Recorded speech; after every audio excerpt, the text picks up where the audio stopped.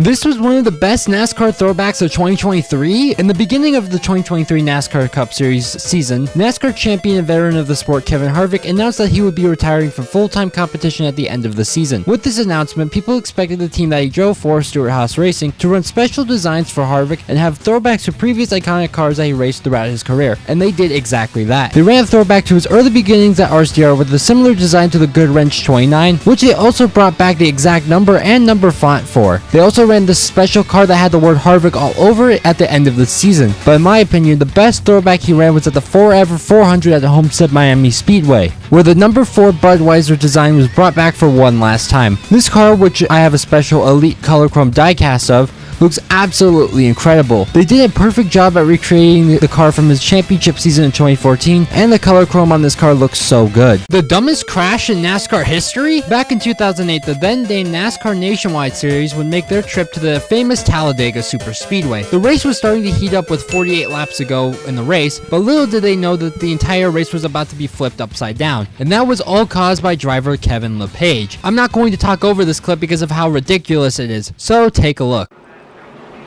See the intensity level coming up on these guys. We saw Mike Wallace look like he was going below David Rudiman right here, but they ran up on a slower car. Wow. Right. Man.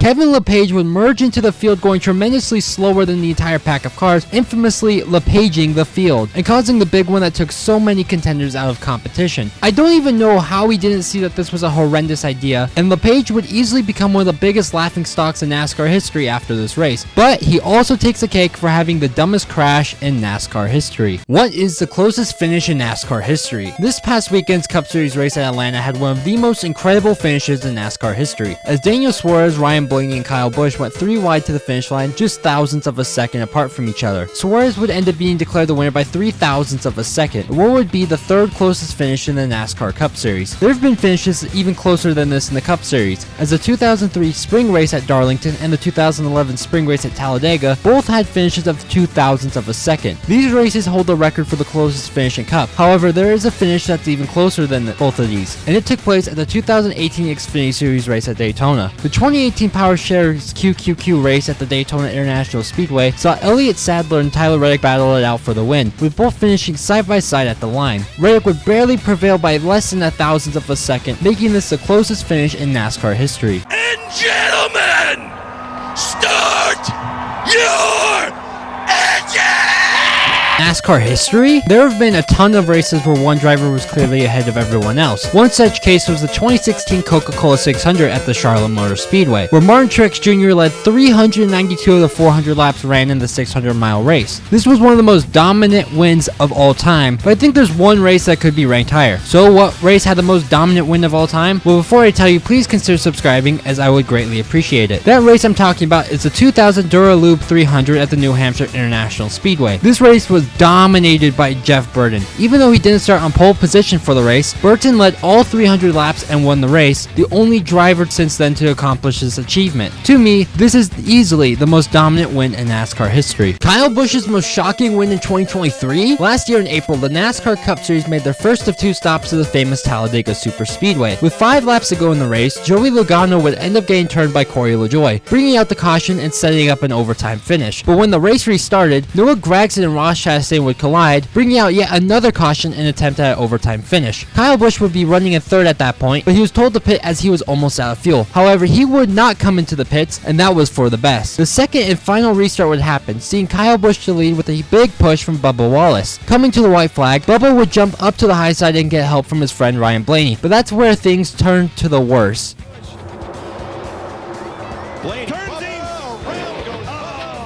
Busch would miraculously avoid the crash and have enough fuel saved to win the Geico 500 for the second time in his career. The diecast of Busch's car looks absolutely incredible. I love how the confetti is everywhere on this car, making it more identical to the car that ran. The brakes, Gene, on the left, you're about to hit that car, the brakes, hit the brakes! Oh my God, it's bad. I ruined the car. You did. You really did. Did you know that Kyle Busch's final win for Toyota in NASCAR was not in the Cup Series? When it was announced that Kyle Busch would not be returning to Joe Gibbs Racing after the 2022 season, the majority of fans were absolutely shocked. After the success that the pairing had together, it seemed like there wouldn't be a split between the two until Busch's eventual retirement. Overall, Busch's last season at JGR wasn't a good one, as he only scored one win, which was a result of a last lap pass at the Bristol Dirt Race. This would be his final win in the Cup Series for Joe Gibbs and Toyota. However, there was one other series that he would win in for the manufacturer, which was the NASCAR Camping World Truck Series. Truck Series would return to Sonoma Raceway for the first time since 1998 for the DoorDash 250. Busch would end up leading over half the laps and securing the victory for his own team, Kyle Busch Motorsports. This is a diecast version of the truck that he drove to victory, and it looks incredible. The lighter and darker shades of purple work so well together, and I especially love how you can see the brush marks on the right side of the truck. NASCAR's most viral moment ever? Back in 2022, the NASCAR Cup Series would head to Martinsville Speedway for the last race of the round of 8. 4 drivers would be eliminated at the conclusion of the event, so those who were left would have to give it everything they had to make the championship race in Phoenix. One of those drivers was Ross Chastain, who entered the last lap 2 points out of making the championship 4. So what did he do to make the final 4? Here's what Chastain did. Chastain would ride the entire wall in turns 3 and 4 to secure the final spot in the championship race. This gathered hundreds of millions of views across social media, as it was something that no one had ever done before